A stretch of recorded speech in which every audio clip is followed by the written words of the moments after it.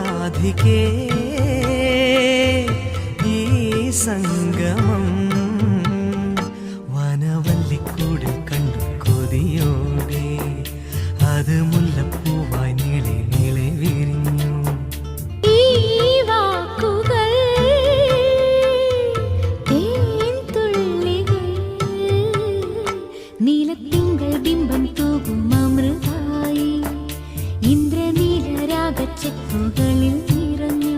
യദുകുലകം ഭോജി മുരടിയിലൂതാം ഞാൻ, യമുനയിലോളം പോ സിരകളിലാടാം ഞാൻ.